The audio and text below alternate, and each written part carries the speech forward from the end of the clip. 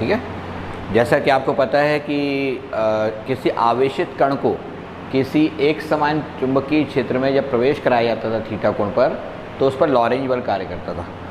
उस लॉरेंज बल का मान F बराबर या F मॉड बराबर Q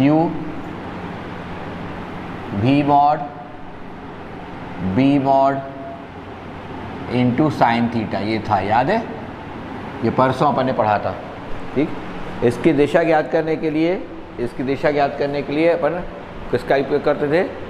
इसकी दिशा ज्ञात करने के लिए हम फ्लेमिंग के बाएं हाथ के नियम का प्रयोग करते थे। फ्लेमिंग के बाएं हाथ का नियम, ठीक, इसका उपयोग करते थे। इस बाएं हाथ के नियम के हिसाब से यदि हम मैं इधर थोड़ा सा एक डायग्राम और बना देता हूँ, यही बना देता हूँ।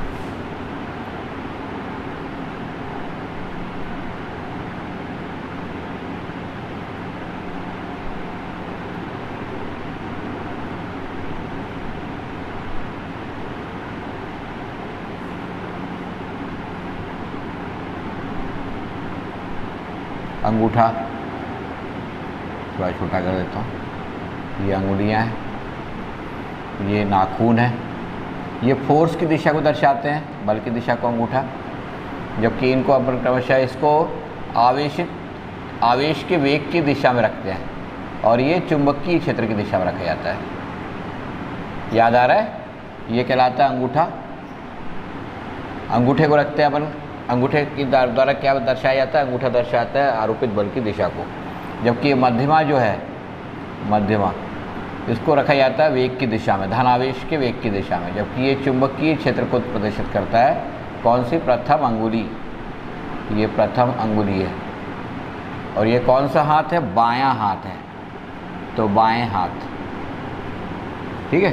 तो ये अपन ने फ्लेमिंग के बाएं हाथ का नियम पढ़े थे, याद है तो, ठीक। और हमें भी देखा था कि आवेश का जो बल का मान, लॉरेंज बल का मान, वो बराबर होता है Q V B sine theta, या F सदिश के रूप में लिखें तो इसकी वैल्यू होती है Q into V cross V। किसको किसको याद आ रहा है? ये सब अपन ने किया था, ठीक है, कल अपन ये सब चीज़ें किए थे।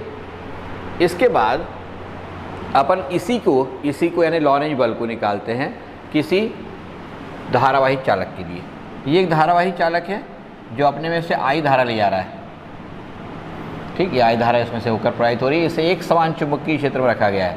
इस चुंबकीय क्षेत्र और इसकी लंबाई, ये चालक तार की लंबाई के बीच का कोण कितना है? थीटा है। तब लॉरेंज ने बताया कि इसके ऊपर भी लॉरेंज बल कार्य करता है, ठीक है। और उसकी दिशा भी अपन किससे निकालते हैं? फ्लेमिंग के बाएं हाथ के नियम से निकालते हैं। लेकिन अंतर क्या जाता है? ये वेग की जगह पर अपन इसको धारा की दिशा में रखते हैं, बाकी V वही रहेगा और बल इसी तरीके से दर्शाएगा। इसका मतलब क्या हुआ कि यदि इसमें देखें, धारा कहाँ की ओर बह रही है? धारा अंदर की ओर बह रही है, चुंबकीय क्षेत्र इधर की ओर लगा हुआ है, तो बल की दिशा क्या होगी? नीचे की ओर, ये बल की दिशा होगी। और इसी कारण से तार जो सीधा था बिल्कुल, वो सीधा तार इस तरीके से नीचे की ओर झुक जाता है, ठीक, इस तरीके से, यानी तार की स्थिति ऐसी हो जाएगी। जो तार बिल्कुल सीधा था, इस बल के प्रभाव में ऐसा हो जाएगा, ये नीचे की ओर, ठीक है। तो लॉरेंज ने बताया था कि इस बल का मान धारा I के अनुक्रमानुपाती होता है, चुंबकीय क्षेत्र की तीव्रता के परिमाण के अनुक्रमानुपाती होता है, उस चालक तार की लंबाई के अनुक्रमानुपाती होता है, और साइन थीटा के अनुक्रमानुपाती होता है, जहाँ थीटा किसके बीच का कोण है? थीटा जो है L सदिश, ये A से B तक की दूरी किससे दर्शाई गई है? L सदिश से। L सदिश और B सदिश के बीच का कोण है, ठीक है। इन सबको एकत्रित करें यदि 1 2 3 4, 1 2 3 व 4 को एकत्रित करें तो एकत्रित करने पर हमें एक और सूत्र मिलेगा। वो क्या है? F मॉड बराबर IBL साइन थीटा। इसी को सदिश रूप में लिखा जा सकता है I into L cross B। B mod L mod sine theta को क्या लिखते हैं? L cross B। ये सब हमने कल आखिरी में बताया था, परसों के दिन, ठीक है। अब इसके बाद इसी को यदि हमें सत्यापित करना हो कि आया कहाँ से ये जो है ये किस विधि से आया है, तो इसके लिए तरीका होता है। कल अपन ने पढ़ा था F बराबर Q V B sine theta, Lorentz का नियम से। यदि हम V सदिश बोले तो V सदिश के बारे में क्या बताएंगे हम कि P से Q तक, PQ दूरी, Q आवेश, यदि t समय में पूरा करते हो तो v बराबर v मॉड बराबर कितना हो जाएगा, l के बटे t हो जाएगा, लंबाई दूरी के बटे समय। इसको कहाँ रख देंगे अपन, f बराबर q v की लिख देंगे l बटे t, l मॉड लिख सकते हैं अपन, l मॉड बटे t into Q V into mod b into sine theta. इसको थोड़ा जमाएंगे, इसको ऐसा लिखेंगे q बटे t into L mod into B mod into sine theta. Rearrange कर दिया, t को इसके बटे में ले गए। q बटे t क्या कहलाता है, क्योंकि q बटे t जो है धारा आवेश प्रवाह की दर है, जिसको विद्युत धारा कहते हैं, ठीक है, विद्युत धारा। इसलिए f मॉड बराबर कितना हो जाएगा, f मॉड बराबर हो जाएगा I L mod B mod into sine theta. तो नई चीज़ नहीं है, जब अपन पहले लॉरेंज बल निकाल चुके थे आवेशित चालक के लिए कि किसी आवेशित कण को यदि किसी चुंबकीय क्षेत्र में प्रवेश कराया जाता है, ठीक है, तो वो एक बल का अनुभव करता है जिसे लॉरेंज बल कहते हैं। उसी को आगे बढ़ाया गया है और उसकी सहायता से पता लगाया गया किसी धारावाही चालक को जब किसी चुंबकीय क्षेत्र में रखते हैं, धारावाही चालक को या धारावाही चालक पर कार्य करने वाला लॉरेंज बल, लॉरेंज बल, ठीक है, उस लॉरेंज बल को इस विधि से निकाला जाता है, ठीक है। तो बहुत आसान सा है, जैसे अपन ने पहले किए थे आवेश के लिए, ठीक उस तरीके से धारा के लिए भी होता है। याद साथ साथ करना हमेशा। इसके हिसाब से किसी धारावाही चालक में धारा आई प्रवाहित हो रही हो, उसकी लंबाई एल हो और उसे एक समान चुंबकीय क्षेत्र बी सदिश रखा गया हो, तो वह एक बल का अनुभव करता है जिसे लॉरेंज बल कहते हैं। इसका मान उस बहने वाली धारा के अनुक्रमानुपाती होता है, उस स्थान पर चुंबकीय क्षेत्र की तीव्रता के परिमाण के अनुक्रमानुपाती होता है, उस चालक तार की लंबाई के अनुक्रमानुपाती होता है और लंबाई सदिश और बी सदिश के बीच बनने वाले कोण के साइन के अनुक्रमानुपाती होता है। इन सबको एकत्रित करके सूत्र निकाल लेंगे। ये बहुत महत्वपूर्ण है क्योंकि इसके बाद अपन जो दो आर्टिकल करने वाले हैं, कौन कौन से, किसी कुंडली पर कार्य करने वाले बलाघूर्ण का व्यंजक और उसकी सहायता से फिर विद्युतीय मोटर का सिद्धांत, उसमें इसका उपयोग होगा, ठीक है। तो ये समझ लें पूरा। अच्छा, इसकी दिशा ज्ञात करने के लिए वही नियम लागू होता है जो फ्लेमिंग का, राहुल को ज्वाइन कर लीजिए, वो राहुल बाहर हो रहा है, वो बोल रहा है जो है, ठीक, इसी की सहायता से इस लगने वाले लॉरेंज बल की दिशा ज्ञात की जाती है, ठीक है। सिर्फ इतना अंतर रहता है कि बाएं हाथ को इस तरह फैलाना है कि प्रथम अंगुली, मध्यमा और अंगूठा परस्पर एक दूसरे के लंबवत हो। तब यदि मध्यमा को किसकी दिशा में रखा जाए, धारा की दिशा में रखा जाए, प्रथम अंगुली से चुंबकीय क्षेत्र की दिशा को दर्शाया जाए, तो अंगूठा ये किसको दर्शाता है, ये अंगूठा लगने वाले लॉरेंज बल की दिशा को दर्शाता है। याद हुआ, repeat, IBF international boxing federation, international boxing federation, याद हो जाएगा, इंटरनेशनल का I, बॉक्सिंग का B और फेडरेशन का F। तो ये I को धारा को दर्शाता है, ये B चुंबकीय क्षेत्र को दर्शाता है, तो ये F बल को दर्शाएगा। सिंपल। तो ये नियम हो गया। अब इसकी सहायता से बलाघूर्ण का व्यंजक निकालना है। किसी धारावाही आयताकार कुंडली को चुंबकीय क्षेत्र में रखे जाने पर उस पर कार्य करने वाले बलाघूर्ण का व्यंजक, ये हम निकालने जा रहे हैं।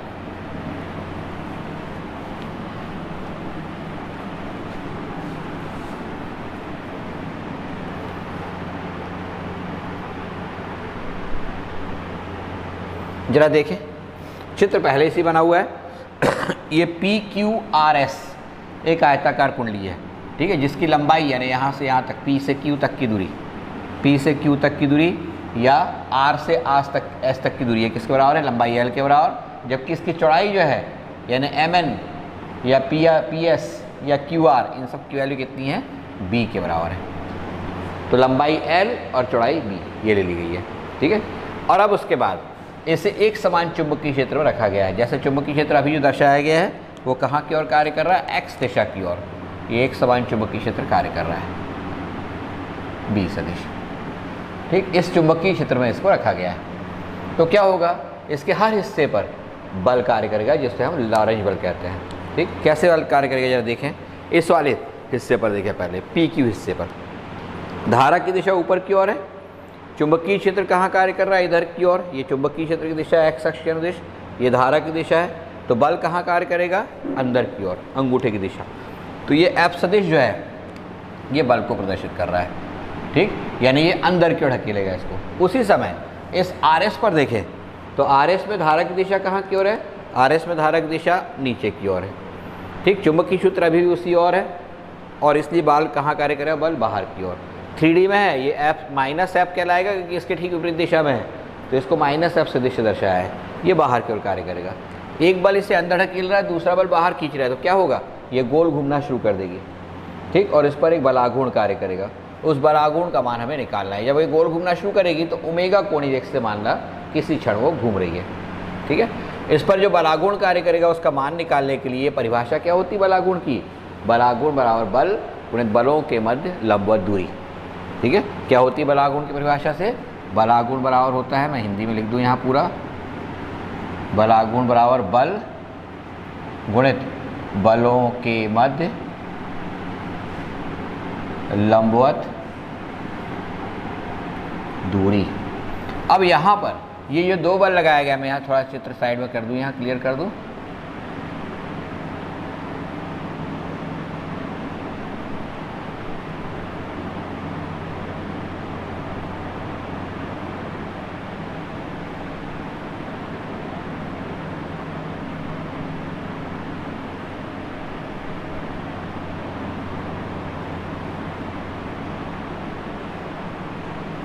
ये F सदिश था, ये किस बिंदु पर कार्य कर रहा था? M बिंदु पर। और यहाँ N बिंदु पर जो बल कार्य कर रहा था वो कितना था? माइनस में F सदिश। लेकिन ये एक दूसरे के लंबवत नहीं थे, ठीक है, यानी ये कोण 90 अंश नहीं था, ध्यान रखना, ये वाला कोण 90 अंश नहीं था, ठीक, ये नॉट इक्वल टू 90। तो हमने क्या किया? इसको पीछे बढ़ाया और बिंदु M से उस पर लंब डाल दिया, तो ये कोण कितने अंश का हो गया? 90 अंश का, और इसको दे दिया अपन ने O। तो अब इस F और इस F के बीच की लंबवत दूरी कितनी हो जाएगी? OM हो जाएगी। थोड़ा ध्यान से, है ना, ये दोनों F जो बने हुए हैं, एक F इधर की ओर है और दूसरा F इधर की ओर है, तो उनके बीच की लंबवत दूरी ये कहलाएगी, ठीक, यहाँ से। तो OM ये उनके बीच की लंबवत दूरी कहलाएगी। तो परिभाषा के हिसाब से बलाघूर्ण बराबर क्या होता है? बल गुणित बलों के मध्य की लंबवत दूरी। तो यहाँ बलों के मध्य की लंबवत दूरी कितनी होगी? M से O तक, M से O तक। चित्र बनाया गया, चित्र थोड़ा सा अपने को मेहनत करनी पड़ेगी तब जाके बन पाएगा अच्छे से, ये बलाघूर्ण परिभाषा से। अब हमको यहाँ पर OM का मान निकालना है। इसके लिए त्रिभुज ले लिया हमने, कौन सा? OMN। ये कोण 90 है और ये कोण मान लिया कितना है? थीटा है। एक्चुअली क्या होता है, ये क्षेत्रफल जो है किसी भी तल का क्षेत्रफल, एक और चित्र बना देता हूँ यहाँ में, ये तल है, इसका क्षेत्रफल A सदिश इधर होता है, तल के लंबवत बाहर की ओर, और चुंबकीय क्षेत्र इधर की ओर कार्य कर रहा है B सदिश। इनके बीच का कोण कितना है? थीटा है अभी इस क्षण, और ये कोण थीटा है तो ये कोण भी थीटा होगा, ज्यामिति हम सिद्ध कर सकते हैं, ठीक है। तो उस स्थिति में इस त्रिभुज MON में, त्रिभुज OMN में साइन थीटा बराबर कितना हो जाएगा? साइन थीटा बराबर हो जाएगा OM लंब के बटे कर्ण MN। तो OM का मान निकल जाएगा MN साइन थीटा। MN किसके बराबर है? MN बराबर है B के, तो उसके लिख देंगे B साइन थीटा, ठीक। इसको हम रिप्लेस कर देंगे मॉड B साइन थीटा, ठीक, एक में रखने पर। एक ये समीकरण था, एक में रख देंगे तो टाउ बराबर हो जाएगा F mod into B mod into sine theta. अब F मॉड का मान कितना होता है? अब भी अपन ने देखा है कि लॉरेंज बल का मान, लॉरेंज बल इस पर कार्य करने वाला बल है ना, इस पर, ये लॉरेंज बल है। इसमें धारा कितनी प्रवाहित हो रही? I। चुंबकीय क्षेत्र के साथ कोण कितना है? ये B सदिश है यहाँ पर मान लो, तो चुंबकीय क्षेत्र के साथ बनने वाला कोण कितना? 90, और इसकी लंबाई यहाँ से यहाँ तक कितनी है? L है। तो अभी अपने लॉरेंज बल का मान देखा था, वो कितना था? I B mod L mod into sign 90। Theta की वैल्यू कितनी? 90 यहाँ पर, तो I B mod L mod into sign 90, ये L मॉड लिखेंगे इसको। साइन 90 एक हो जाएगा तो I B mod L mod, ये किसकी वैल्यू हो गई? F की, ठीक। ये F का मान हम किस में रख देंगे? 3 में, ठीक, 3 में रखने पर, 3 में जब रखेंगे यहाँ पर तो F किया I mod B mod into L mod लिख दिया into B mod sine theta. इसको अब जमा के लिखेंगे, कैसे लिखेंगे इसको जमा कर? देखिए जरा, टाउ बराबर I into B mod into L और B को एक साथ लिख देंगे, लंबाई और चौड़ाई को, इंटू साइन थीटा। लंबाई गुणित चौड़ाई कितना होता है भाई? क्षेत्रफल, ठीक है। तो चूंकि mod L into mod B बराबर क्या होता है, क्षेत्रफल सदिश A। ठीक, ये क्या कहलाएगा, क्षेत्रफल। ये रख देंगे अपन, तो इसमें रखने पर टाउ बराबर कितना मिल जाएगा, टाउ बराबर मिल जाएगा अपने को I B mod A mod into sine theta. ये बलागुण का व्यंजक आ जाएगा। ठीक, इस तरीके से बलागुण निकालना है। इसको ऐसे भी लिख सकते हैं, टाउ बराबर I B क्रॉस A, क्योंकि B और A के बीच का कोण कितने अंश है, 90 अंश है, थीटा अंश है। B सदिश ये बना हुआ है, B सदिश और A सदिश के बीच का कोण थीटा है। तो इस तरीके से हम इसको निकाल सकते हैं। एक बार फिर से इसको पूरा रिपीट कर दूं मैं। ठीक है, मान लिखे थे अपन ने, उसका मान था बिल साइन थीटा। आज बलागुण निकाले जिसका मान हो जाएगा बीना साइन थीटा। अब बीना साइन थीटा में थीटा का मान बदलने पर, क्योंकि गोल घूमती रहेगी तो B सदिश और A सदिश के बीच का कोण बदलता रहेगा, और कोण बदलेगा तो बलागुण का मान बदलेगा। तो जब थीटा बराबर 90 अंश होगा तो बलागुण सबसे ज़्यादा कार्य करेगा। थीटा बराबर 0 हो जाएगा तो बलागुण कार्य नहीं करेगा, नहीं झटके दे के चलेगा, घूमेगा, तेज होगा, फिर उसकी गति कम होगी, फिर बढ़ेगी, फिर घटेगी। ठीक, एक समान रूप से नहीं घूमेगा। और यदि हम चाहते हैं कि कूलर या कोई भी मशीन जो है एक समान कोणीय रेख से घूमे तो इसमें तो दिक्कत हो जाएगी। तो हम ऐसी स्थिति में हम चाहेंगे कि B सदिश और A सदिश के बीच का कोण हमेशा 90 अंश बना रहे। ठीक है, तो उसके लिए हम क्षेत्र को त्रिज्यीय बनाने की कोशिश करते हैं, रेडियल। ठीक है, तो रेडियल मैग्नेटिक फील्ड कैसे बनाते हैं वो इसके बाद अपन सीखेंगे। यहाँ ये पता चल चुका है कि बलागुण का मान अधिकतम तब होगा जब थीटा बराबर कितने अंश हो, 90 डिग्री हो। ठीक है, और थीटा बराबर 90 होने पर बलागुण का मान हो जाएगा IBA या NIBA यहाँ से, यदि फेरों की संख्या n हो तो। ठीक है, तो अब क्षेत्र त्रिज्यीय कैसे बनाया जाए। तो अक्सर प्रश्न पूछता है कि चुंबकीय क्षेत्र त्रिज्यीय है, इसका क्या तात्पर्य है, और त्रिज्यीय चुंबकीय क्षेत्र कैसे प्राप्त किया जाता है। रेडियल मैग्नेटिक फील्ड त्रिज्यीय चुंबकीय क्षेत्र क्या है। ठीक है, अब मैं इसको जरा चित्र बना के समझाऊं।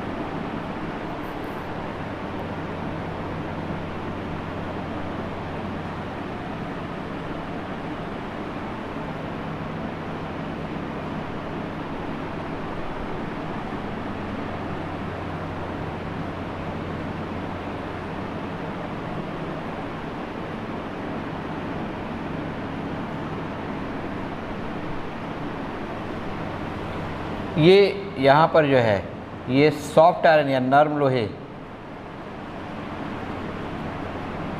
के क्रोड पर तांबे के पृथक्कृत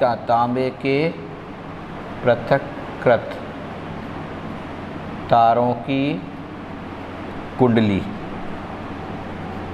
ठीक, इस पर लपेटी जाती है। ये जो है ये दिखाई दे रहा है, ये अर्ध जो अपन बोलते हैं नाल चुंबक। तुम लोगों ने नाल चुंबक देखा कि नहीं देखा, मैं देखता हूँ, कल मुझे मिलेगा तो मैं दिखाऊंगा। नाल चुंबक जो होता है वो घोड़े की नाल जैसा होता है, हॉर्स शू शेप्ड, ठीक, इस तरीके का। इसकी दोनों सतहें जो हैं उनको इस तरह से काट देते हैं, ये इस तरह से। तो ये वाला क्षेत्र जो जाएगा अवतल आकृति का जो क्षेत्र हो गया है वो अपने को दिखाई दे रहा है।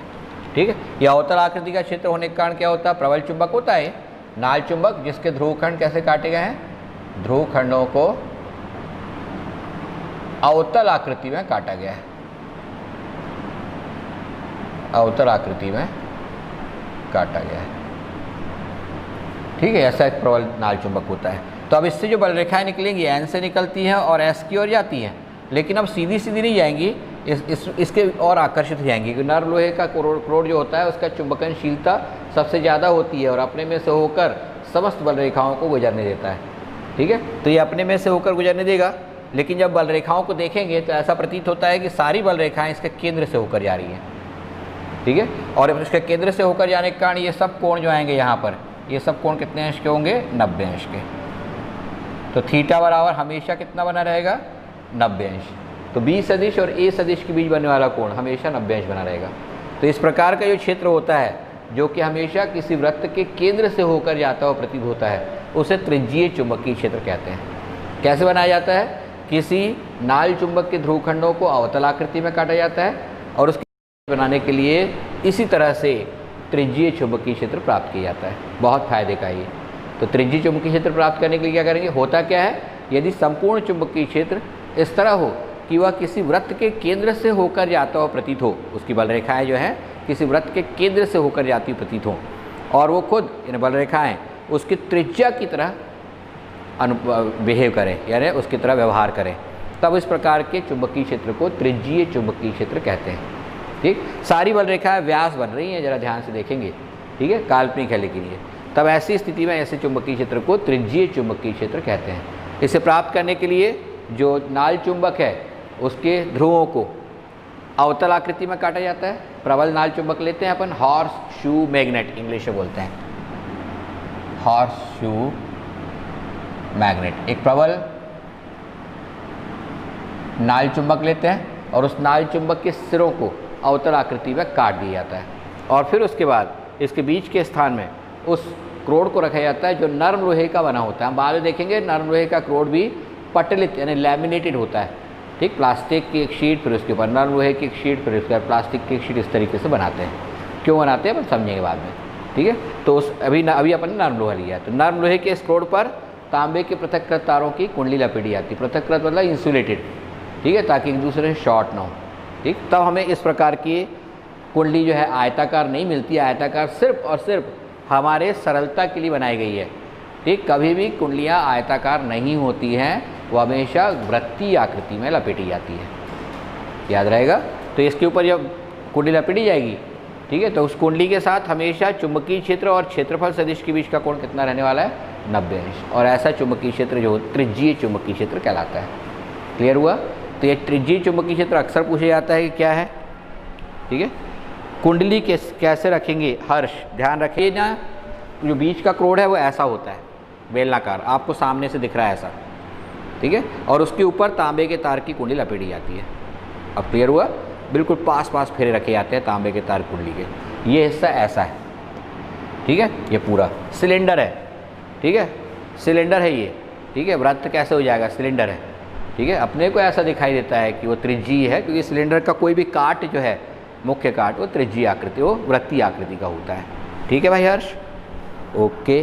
तो इसका मतलब क्या हुआ कि हमको त्रिज्यीय चुंबकीय क्षेत्र प्राप्त करना चाहिए ताकि बलाघूर्ण का मान हमेशा एक समान बना रहे और बिना झटके के वो मोटर चल सके। ये पूरा जो सिद्धांत है, ये जो पूरा आर्टिकल है, ये विद्युतीय मोटर का सिद्धांत भी है, दिष्ट धारा मोटर या डीसी मोटर का सिद्धांत भी है। तो जब आएगा चैप्टर में अपने को ये प्रत्यावर्ती धारा वाले चैप्टर में, तो फिर से मैं इसको नहीं कराऊंगा, ये आपको मालूम होना चाहिए, ठीक है। तो दिष्ट धारा मोटर जो है डीसी मोटर, उसका सिद्धांत यही है, ठीक है। तो इतना हो गया, पूरा कंप्लीट कर लिए, इतना समझ में आ गया होगा अच्छे से, इतनी चीज़ें, ठीक। ध्यान से इनको देख लें। 3 चीज़ें 4 चीज़ें हमने जो आज देखी। सबसे पहले हम देखे लॉरेंज बल का मान आवेशों के लिए जिस तरह से कार्य करता है, ठीक उसी तरीके से धारावाही चालक के लिए भी होता है। जिस तरीके से फ्लेमिंग के बाएं हाथ के नियम से बल की दिशा ज्ञात की जाती है आवेशों के लिए, ठीक वैसे ही हम धारावाही चालक के लिए भी निकालते हैं, ठीक है। धारावाही चालक की जगह पर यदि हम उसी धारावाही चालक को इस तरह से आयताकार या वृत्तीय कुंडली के रूप में लपेट दें और उसे चुंबकीय क्षेत्र में रखें एक समान, तो उस पर बलाघूर्ण कार्य करता है। उस बलाघूर्ण का व्यंजक ये निकालिए। लेकिन इस बलाघूर्ण का मान थीटा के मान बदलते जाने के कारण एक समान नहीं रहेगा, इसलिए मोशन या गति जो रहेगी वो एक जैसी नहीं रहेगी। इसको एक जैसी बनाने के लिए थीटा का मान हम अधिकतम 90 अंश ऐसा चाहते हैं कि साइन थीटा अधिकतम हो, यानी थीटा बराबर 90 अंश। उसके लिए त्रिज्यीय चुंबकीय क्षेत्र प्राप्त किया जाता है। कैसे प्राप्त किया जाता है ये अपन ने समझ लिए। इतना आ गया आप लोगों को सबको समझ में अच्छे से। अब अपने को कल से स्टार्ट करना है गैल्वेनोमीटर या धारामापी। उसके पहले साइक्लोट्रॉन पढ़ेंगे कल अपन, ठीक है। साइक्लोट्रॉन छूट गया, QVB साइन थीटा T, ठीक, उसका प्रयोग करते हुए साइक्लोट्रॉन नाम का उपकरण हो जो होता है, उसको कल अपन कहूँगा मैं, क्योंकि चित्र थोड़ा सा कठिन है। या कोशिश करेंगे कि चित्र कैसा बनता है इसका वीडियो मैं अलग से डाल दूँ, चित्र बना बनाया आपको दिख जाएगा। बाद में आपको